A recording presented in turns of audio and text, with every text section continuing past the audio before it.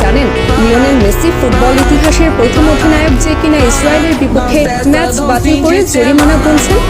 না, আপনি এটা জানবেন কেন? আপনার তো এটা জানার ইচ্ছে নেই, বরং আপনার কাজ মেসির সমালোচনা করা। একটা ছবি পেয়েছেন, অমনি মেসির সমালোচনা শুরু করেছেন। কারণে অকারণে মেসির পেছনে আপনি অকারণে পুরো ক্যারিয়ার জুড়ে লেগেছিলেন। তাহলে শুনুন, মেসি ফিলিস্তিনের মানুষের প্রতি কতটা মানবিকতা দেখিয়েছিলেন। সাল 2018 রাশিয়া বিশ্বকাপের আগে আর্জেন্টিনা মাঠে নামবে ইসরায়েলের বিপক্ষে। সবকিছু ঠিকঠাক। ঠিক সেই মুহূর্তে ফিলিস্তিনের তরফ থেকে জানানো হলো এই ম্যাচটা যেন আর্জেন্টিনা বাতিল করে।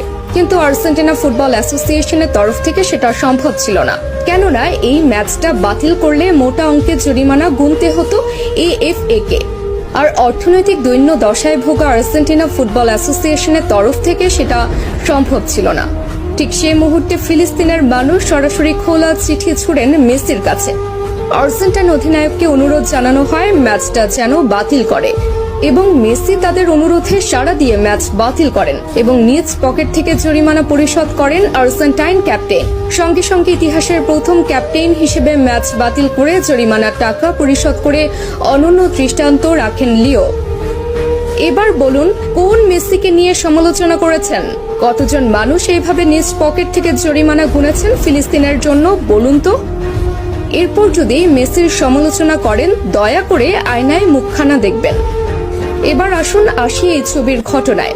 এই ছবি যেটা দেখছেন সেটা মেসি ছিলেন, কিন্তু মেসি তো সেখানে একা ছিলেন না, অথবা মেসির কোনো ব্যক্তিগত সফরও সেটা ছিল না, বরং সেটা ছিল ক্লাব বার্সেলোনার সফর।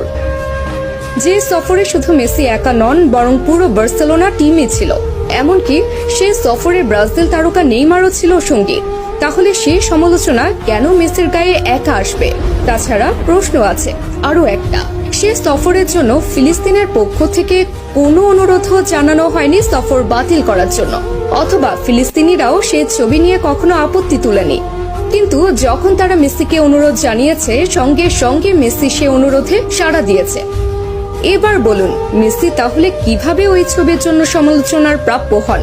বরং মেসি ফিলিস্তিনের জন্য যা করেছে আজ পর্যন্ত ফুটবল ইতিহাসের আর কোনো অধিনায়ক করে দেখাতে পারেননি।